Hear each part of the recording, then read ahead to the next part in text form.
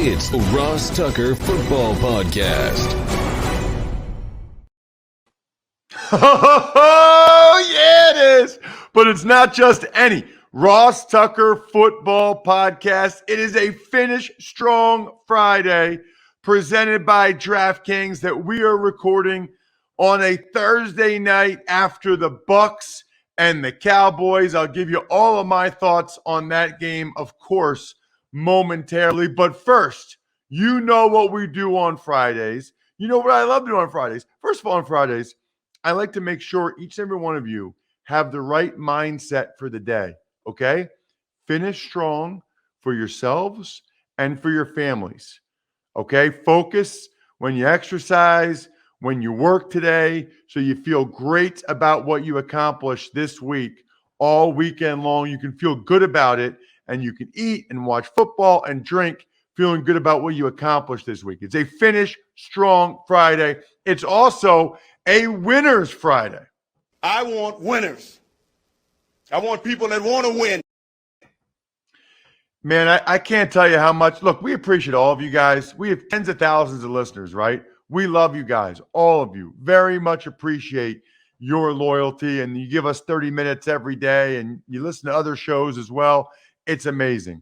Those of you that go the extra mile, though, I just can't tell you how much I appreciate. Those are the things we really need to try to get more people to listen. So if you spread the word via social media, like Steven Wilson, you are going to get rewarded with a signed card, a signed press pass, a signed picture. Steven Wilson tweeted at me and said, "Longtime listener, first-time tweeter." That was awesome, Steven. Now, remember, I love the quote tweets. If you quote tweet at Ross Tucker Pod or at Ross Tucker NFL, saying how much you love the show or the episode, or Ross made a good point here, or Greg Cosell's the man, pretty good chance you'll be a winner and you'll get a retweet from us, which we love to do. Anyway, congratulations, Steven, for being the Spread the Word winner.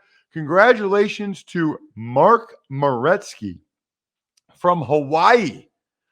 He took advantage of the Manscaped code FEAST20 and the 10,000.cc code Ross Tucker. So it looks like I'm sending one of these Maddens out to Hawaii. Very cool. I love that we've got listeners literally all over the globe. Thank you, Mark, for your support. Hey, we'll do the same thing for Madden next week. So if you hit up manscaped.com, use the code FEAST20 or 10,000.cc, use the code Ross Tucker, send them to me. You'll get a great chance to get one of them. I think I have 8 of them. I'll count them for next week. I'll tell you what press passes I have. I'll give you the whole lowdown, rundown, whatever I'm supposed to say early next week. The YouTube shout out, Eric Lane. I had never seen Eric Lane make a comment on YouTube before. YouTube.com/Ross Tucker NFL. Eric commented about its opening of the season. He was fired up. I love it, Eric. I love that we have new YouTube subscribers that can check out the new videos that we post. And I love when people comment. So congratulations, Eric.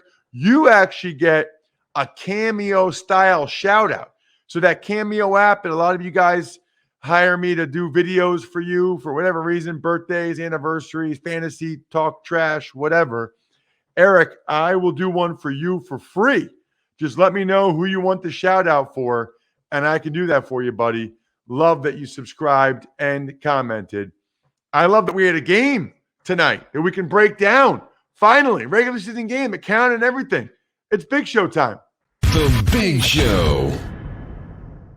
All right, Ross, game 1 of 272 in the books. The Tampa Bay Buccaneers hold on to win 31. Actually, come back to win 31-29 over the Dallas Cowboys. What a game. Are you kidding me? I mean, what an unbelievable game and really an unbelievable night. I mean, you know, we can talk more about it on Monday's show, but TJ Watt gets his big contract from the Steelers, $80 million fully guaranteed. The Ravens lose Gus Edwards and Marcus Peters to torn ACLs. Again, we'll be talking more about that stuff Monday and Tuesday next week, but pretty eventful night all around. But what a game, Brian. I mean, The NFL is just unbelievable. It's uncanny how often the games are fantastic, especially the primetime games. I mean, I got so much to say. First of all, Brady was absolutely picking apart the Cowboys in the first half, primarily on play action passes, taking advantage of the overzealous linebackers for the Cowboys, like my guy Micah Parsons. I thought one of the really impactful parts of the game was early in the game when Sean Murphy Bunting, one of the two pretty good corners for the Bucs, dislocated his elbow. Boy, were they able to pick on the receivers after that. Dak was looking awesome all game. And I thought Kellen Moore did a terrific job. The Cowboys offensive coordinator, play calling, keeping the Bucs off balance. And quite frankly, if Greg Zuerlein doesn't miss the chip shot field goal earlier in the game and the extra point, the Cowboys probably win that game.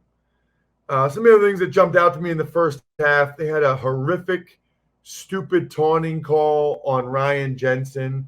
I thought they had 2 or 3 times, Bri, where they threw the flag and there was no penalty there. Very disappointing. That's like a huge pet peeve of mine, when they throw the flag when there is no penalty.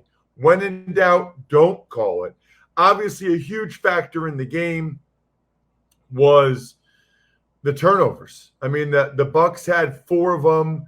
You know, Fournette drops one through his hands, the Hail Mary by Brady, the fumble by Godwin, and Ronald Jones. I mean, DeMarcus Lawrence punched it out of Ronald Jones' hands. That led to the Dak touchdown on a bad snap. I mean, that's the biggest reason why the Cowboys could have, would have, should have won the game. You know, even in the first half, they had that and the Fournette drop on the screen pass. That's 10 points that the Bucs basically handed the Cowboys. Brady threw a bomb to Antonio Brown for a touchdown. How about Antonio Brown, by the way? I mean, a year ago, the Bucs didn't have Antonio Brown, Gronk, or Brady. Now they're like their 3 best offensive players, skill guys at least. Zuerlein finally made a field goal at the end of the first half, and of course, the big one at the end of the game. Cowboys had to settle for field goals too much, though, Bri. Dak was incredible. I tweeted right after the game at Ross Tucker NFL, you know, Dak played unbelievable, yet the Cowboys still find a way to lose. That feels familiar. Very, very familiar. Carlton Davis was finally able to pick off Dak, but when he did, it went off CeeDee Lamb's hands. It was a great throw by Dak. Makes him pay for throwing in traffic. Leads to Brady throwing twice to Gronk, including versus a 0 blitz for a touchdown. DeMarcus Lawrence was covering him, but Dak wasn't done. Answered back yet again. Cowboys to get the touchdown on 3rd and 1. Then the Bucs are up 2. They're about to go seal the game, Bri, as I know you saw, and Godwin fumbles going into the end zone on the DeMonte Kazee hit. I mean, the turnovers are the things that gave the Cowboys the best chance to win. Cowboys almost won because of Dak and the turnovers. By the way, though, the Cowboys never should have even had that opportunity at the field goal at the end of the game. Vita Vea, they called a holding penalty on 2nd down. He got held even worse on 3rd down. That dude is an absolute manster. He's not even a monster. He's a manster. They get the field goal from Zuerlein to go ahead. But Tommy, #Tommy, gets a throw to Bernard, another throw to Bernard, a throw to Gronk, and then throws to Godwin. I thought it was a push-off, Bri. I'm not going to lie. I thought it was a push-off on Chris Godwin. I thought they should have called it, but they decided to let him play in that situation, I suppose. And the Bucs were able to go ahead and make the field goal. Now, who knows what would have happened if they did call offensive pass interference, but they didn't. I thought they should have. The Bucs end up kicking the field goal. Bucs win 31-29. Absolutely incredible football game. I love football. I love this podcast. I love all of you guys. I hope you're as fired up about the game as I am. Hope you're as fired up that we're posting this on Thursday night, as I am. I think you guys know by checking out my social media at Ross Tucker NFL, at Ross Tucker Pod, how much I love food. I love food. You see the press box food videos. I take pictures of my food at times. I would not steer you wrong when it comes to food. That's why I am imploring you to skip trips to the grocery store and count on HelloFresh to make home cooking easy, fun, and affordable. There's a reason why it is America's #1 meal kit. Look, I know we're all busy. Why have to go to the grocery store? They send it all to you. They've got a ridiculous menu. My wife is very picky, and she loves the HelloFresh menu. Absolutely loves it. It's 30% cheaper than shopping at grocery stores with pre-portioned ingredients. It gives you exactly what you need to make the good, healthy food. It's amazing. Go to HelloFresh.com/14Tucker and use code 14Tucker for up to 14 free meals, including free shipping. Are you kidding me? HelloFresh.com/14Tucker, code 14Tucker, 14 free meals, including free shipping. So it's healthy, it's delicious, and it's free. What are you waiting for? HelloFresh.com/14Tucker. Want to know which team is going to win every single game on Sunday? Then listen up. All right, Ross, let's start with the Jacksonville Jaguars at the Houston Texans. You know, Bri, it's kind of interesting. I know everybody's down on the Texans. I know the Texans stink. I know all those things. I'm just not sure the Jaguars are a whole lot better. It'll be Trevor Lawrence's first game. I was not impressed by what I saw from the Jags in the preseason. I think the Texans have a little bit of a chip on their shoulder with everybody saying they're going to stink. And with the whole Deshaun Watson situation hanging over them, I think they're going to rise to the occasion, and I think they're going to win this football game. Somehow, some way, I think they'll run the ball effectively against Jacksonville. I think Tyrod Taylor makes enough plays with his legs. I think Trevor Lawrence is kind of up and down. I'm going to go Houston Texans 20, Jaguars 17, and we're going to start the season, Bri, with an underdog outright win. I like the Texans to win the game outright. Let the doggies out. Ross's Underdog of the Week. The LA Chargers are at the Washington football team. What an awesome game. I mean, Washington's a 1-point favorite. I mentioned that just for if I let the doggies out, but essentially, it really is just a toss-up game, with them being a 1-point favorite at home. I do think I'm going to lean, like I did with Texans-Jaguars, I'm going to lean to the home team in a lot of these games because I think the home crowd is going to be significant with full stadiums. And it's been a while since these guys have played in front of a full packed stadium with the noise being a factor. So this is, I think, just going to be an awesome football game. I'm going to say it ends up being like 24-23 Washington. I think it's lined exactly correct. Toss-up game could go either way. I'm really leaning towards Washington primarily because of the home crowd. And I have more faith in their defense and the Chargers defense. Eckler has the hamstring issue. That's not good. Give me the Washington football team to win it 24-23. Seattle Seahawks and the Indianapolis Colts. I don't know how you take the Colts right now. I mean, I am taking I'll believe it when I see it approach with the Indianapolis Colts. The Seahawks are favored by 2.5. and I think they are going to win the game. Look, the Colts might be better. Maybe Carson Wentz comes out and plays great. Maybe he's healthy and he plays awesome.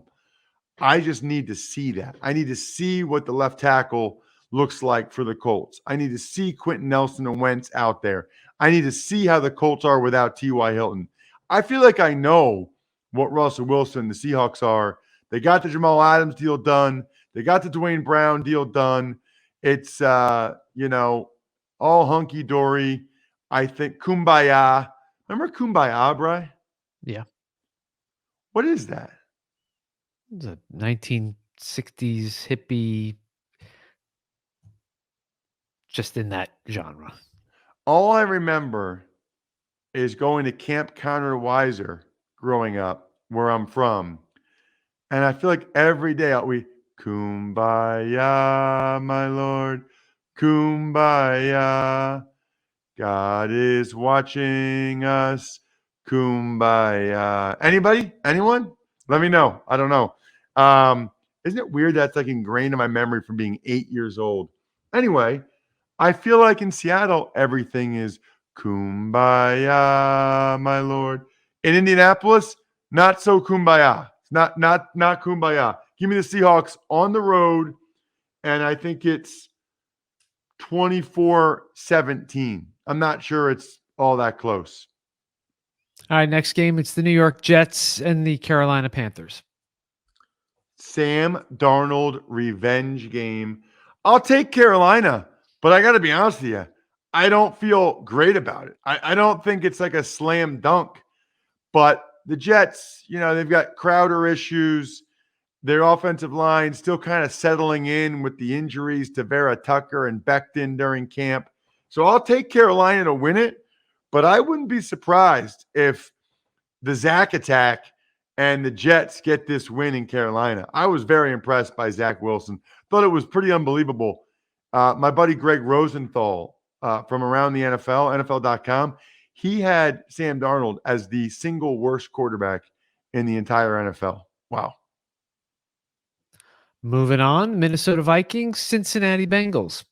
The Minnesota Vikings. Yeah, I'm going Vikings. I mean, I know they've got some injury issues and Irv Smith's out, but the Bengals are another one. Major concerns about the O-line, concerns about Jamar Chase drops, concerns about Joe Burrow coming off the knee injury. I don't like that many concerns, Bri. Give me the Vikings on the road. And I think this one, I got a little more faith in the Vikings to put some points up. 27-23, Minnesota. Arizona at Tennessee. Huge game. Huge game for both these teams. Arizona's got to get wins like this. Tennessee, I think they're the class of the AFC South, but this is a game they should win, at home against a team that might be worst in their division, even though it's a very good division. We'll see how some of these old guys work out for the Cardinals with J.J. Watt, A.J. Green. Greg said yesterday he envisions a lot of 10 personnel from Arizona. That'll be interesting if they come out with a lot of 4 receiver sets. You don't see that a ton in the NFL. I'll still go with the Titans. Again, home field advantage, man. I think it's going to be significant, especially in week 1 as these guys get used to playing in front of home crowds, using the silent count again.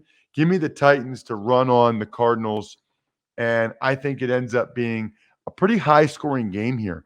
I'm going to go 34-31, Bri.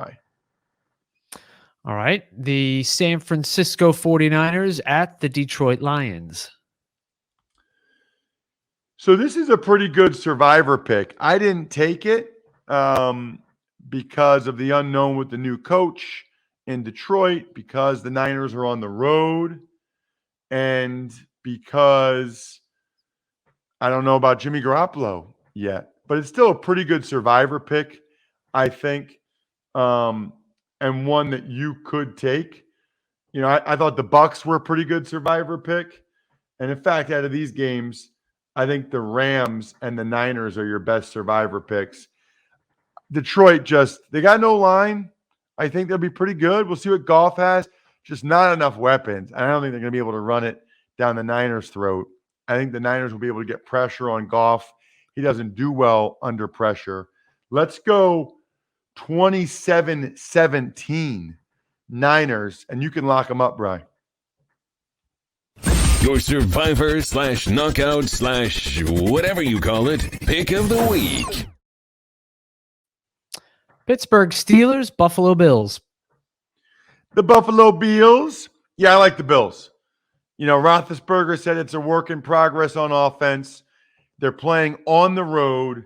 That place is going to be bananas. I mean, they are going to go berserk in Buffalo. And if you are the Steelers with that revamped offensive line, it's not good. Not a good scene for the Steelers to go to Buffalo. Their D-line looks better with some of these young guys, Epinesa and Rousseau. I'm all over. I think the Steelers will be better than people think, but I like the Bills in this one. Lower scoring game with the Pittsburgh defense, 23-16 Bills. Battle of the Birds, Eagles, Falcons. Battle of the Birds is right.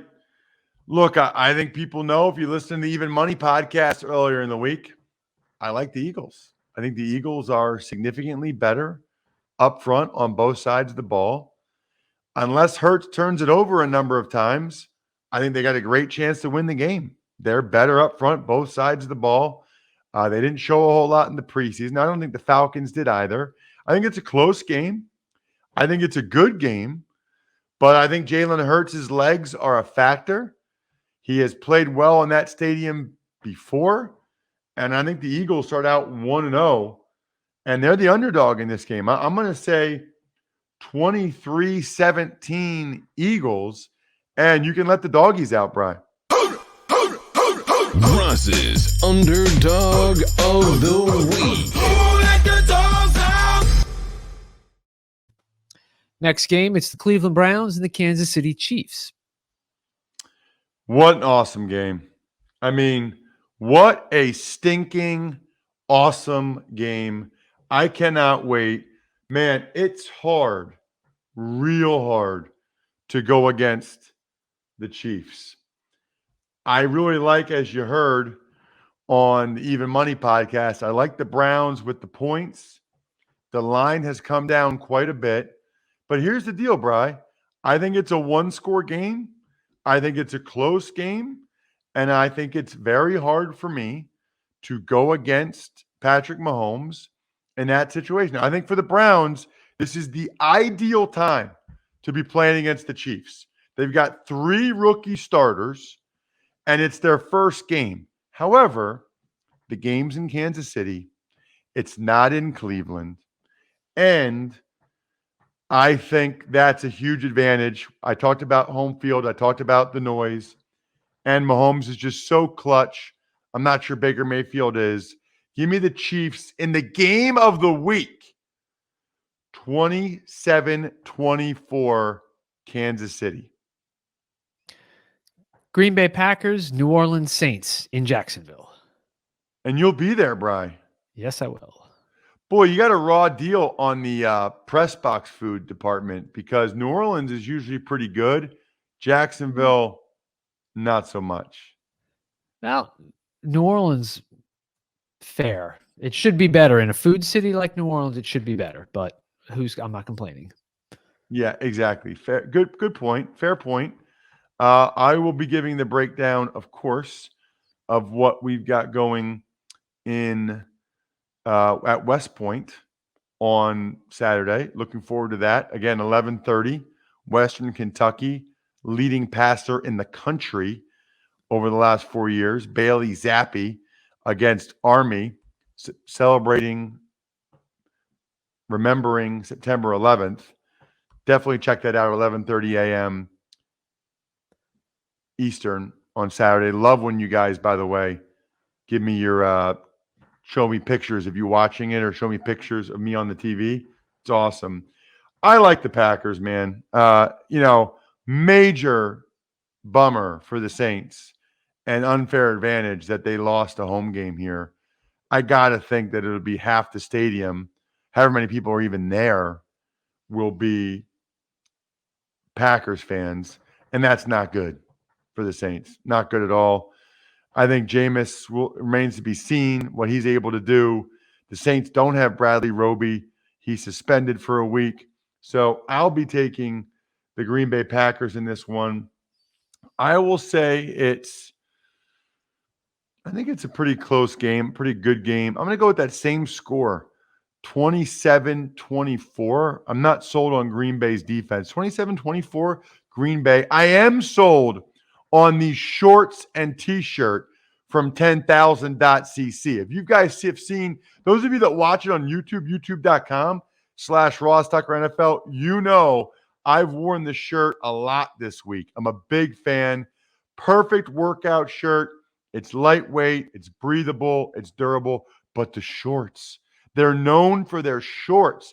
3 core training shorts built for all the different ways that you train. Direct to consumer, no middleman. So you're getting premium fabrics, trims, and techniques other brands simply cannot afford. They're offering you guys 15% off your purchase. Go to 10,000.cc and enter code Ross Tucker to receive 15% off your purchase. That is 10,000.cc.